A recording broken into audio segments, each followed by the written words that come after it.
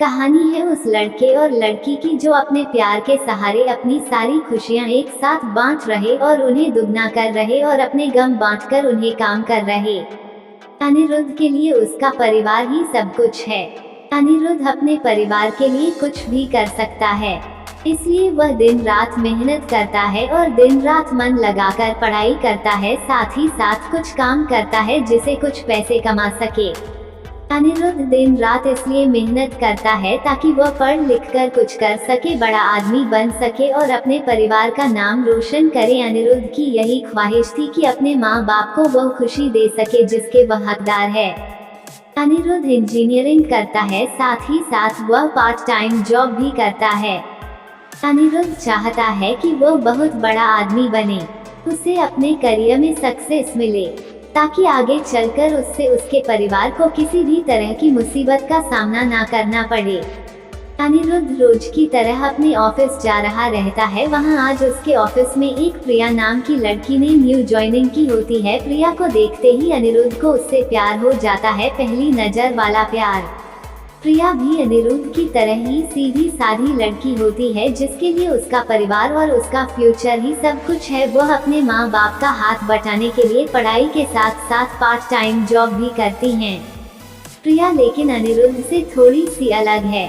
अनिरुद्ध अपने माँ बाप के कहने पर चलता है, जैसा वह कहते हैं वो वैसे ही करता है, लेकिन प्रिया अपने सपनों को जीना चाहती है। वह अपने सपने पूरे करना चाहती है, उसका जो दिल चाहता है वह वही करती है। उसने कभी दुनिया की फिक्र नहीं की, लेकिन उसके परिवार की पुरानी सोच उसके सपनों के आड़े आ गई, इसलिए प्रिया अपने सपने अब तक जी नहीं पा रही थी।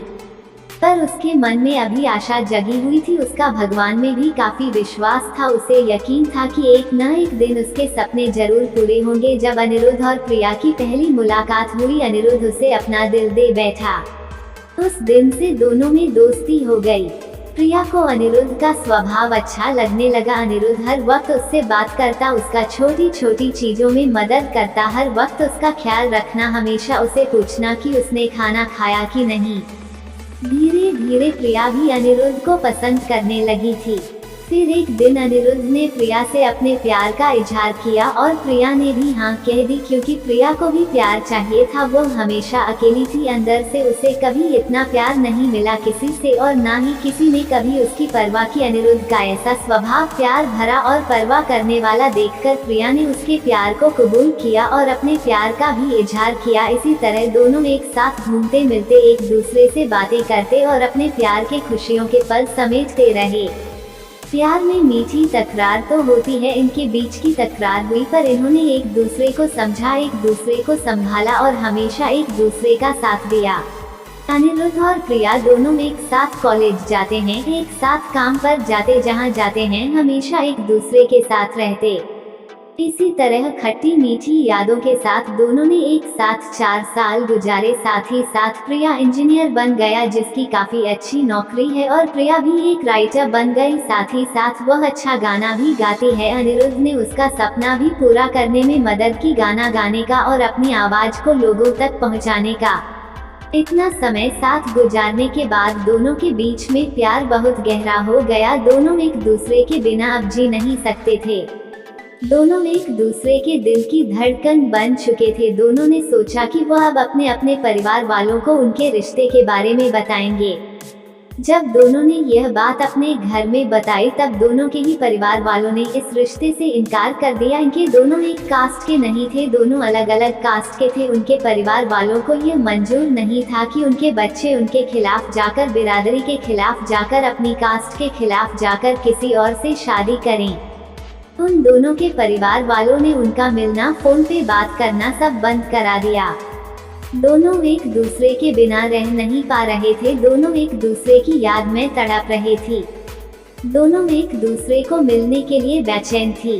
अनिरुद्ध जो अपने परिवार की इतनी इज्जत करता है, उनके लिए कुछ भी कर सकता है, उन्हें कभी दुखी नहीं देख सके। अपने परिवार की खातिर उसने प्रिया को भूलने का फैसला कर लिया। प्रिया को अपने प्यार और भगवान पे पूरा भरोसा था।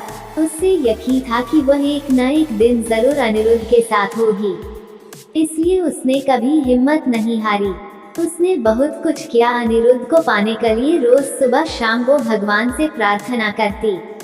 रोज अपने माँ बाप से कहती कि उसने कभी भी उनकी कोई बात नहीं टाली, किसी चीज के लिए उसने ना नहीं कहा। बस अपनी जिंदगी का फैसला वो खुद करना चाहती थी, क्योंकि वो जानती थी कि उसकी खुशी अनिरुद्ध के साथ है और कि सके साथ नहीं। प्रिया अकेले ही अपने प्यार के लिए लड़ी, उम्मीद कायम रखी, भगवान पे भरोसा रखा और एक दिन उसके परिवार वाले मान गए। काफी कुछ प्रिया ने सहा, काफी गिले शिकवे हुए, नाराजगी हुई, लेकिन आखिर में सच्चे प्यार की जीत हुई। किसी तरह अनिरुद्ध को भी प्रिया ने मान लिया। उन दोनों के प्यार के वास्ते और उनके साथ को देखकर उनके परिवार वाले राजी हो गए इस रिश्ते के लिए। दोनों अलग कास्टे के होने के वजह से दोनों के परिवारों को समाज का डर था कि लोग क्या कहेंगे, लेकिन अनिरुद्ध और प्रिया को किसी चीज की परवाह नहीं थी। दोनों ये बात अब समझ चुके थे कि उनके प्यार के सामने कोई चीज बड़ी नहीं। वो अपने प्यार के सहारे कोई भी लड़ाई लड़ सकते हैं और जीत सकते हैं। आज के जमाने में कुछ लोग ऐसे भी हैं जो अब भी जात पात ऊंच नीच को मानते हैं, पर इस कहानी से हमें यही सीखने मिलता है कि प्यार की कोई जात नहीं होती, प्यार का कोई धर्म नहीं होता। प्यार तो प्यार होता है जिसके सहारे जिंदगी खुशी से जी सकते हैं।